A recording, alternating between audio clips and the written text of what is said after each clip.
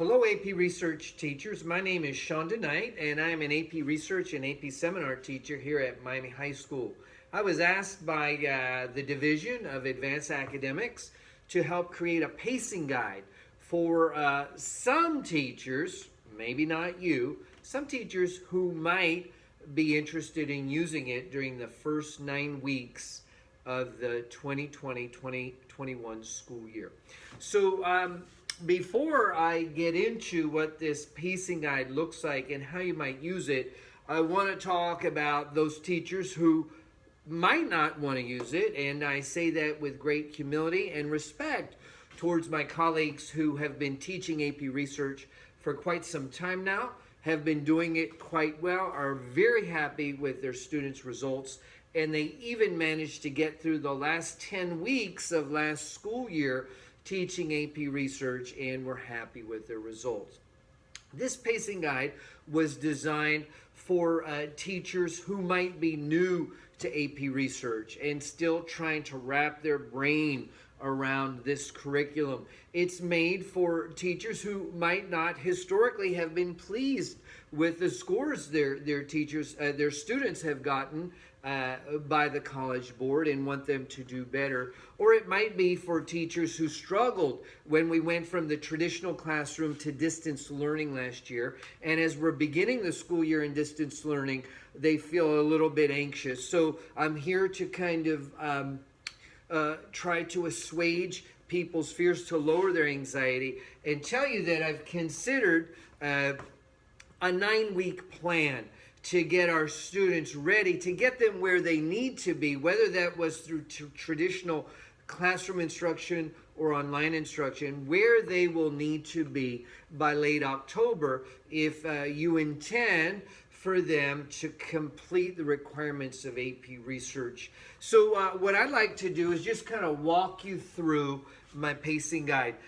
It's quite certain because I say that quite certain because there's been a lot of changes going on as we approach the beginning of our school year, but it's quite certain that this pacing guide will be presented to you in a Microsoft Teams format. And I intend for my format to be as user-friendly as possible. So in the notebook section of our Microsoft team, I've posted the pacing guide. It's right here as a document.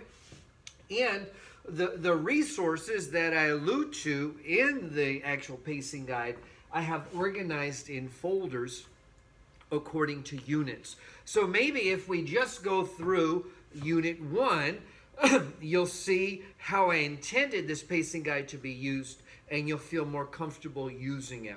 So I had this notion that, and I told you that things are changing. When I started this, I thought we'd be starting instruction August 24th, but we know now that our school district has delayed the start, so we're going August 31st, so I'll probably edit that by the time you see it.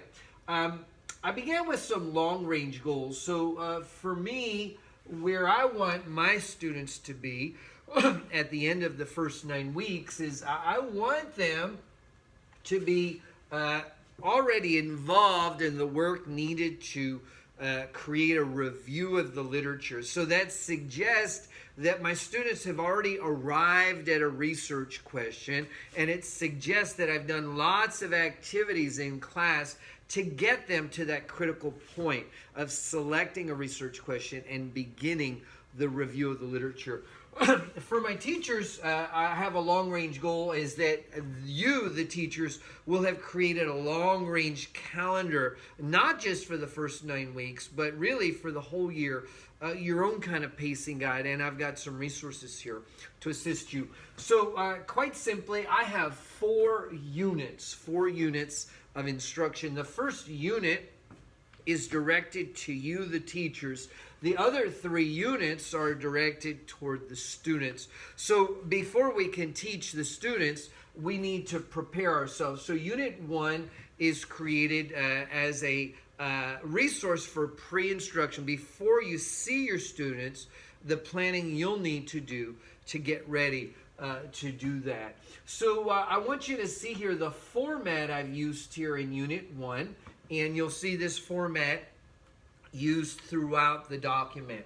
So first, I've kind of outlined what the goals are in this unit. So my goals are written in red. So I've got one goal for teachers, a second goal for teachers, a third goal for teachers, a fourth goal. So I have 4 goals in this unit, and to achieve those goals, I have made use of some resources. So some resources are actually posted online. So we'll use this one. There's a live link right here. So when I go to open it up, it takes me to the AP Research course and exam description. So you will see that in some parts of my pacing guide that I have live links to resources. You'll see that I make use of YouTube videos to kind of explain kind of the instructional challenges, the goals, to try to make things clear to you and your students. So these 2 are live links. So when we open up a YouTube video, it sometimes processes a little bit, but you'll see. Hello, AP Research students. My name is Shonda Knight. So this is my YouTube video, one of dozens I have embedded into the course. And the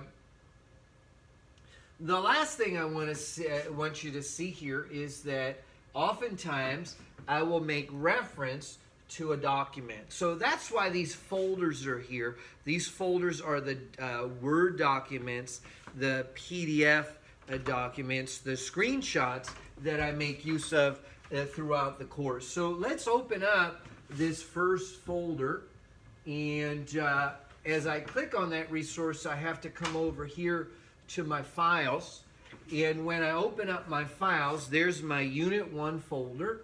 And when I open it up here, you'll see that I've got a series of resources here. So anytime something's mentioned in the pacing guide that it has a document or a PDF related to it, then you will find it in one of the folders here. So as we go back now to, let's see if I can get back into my notebook here. And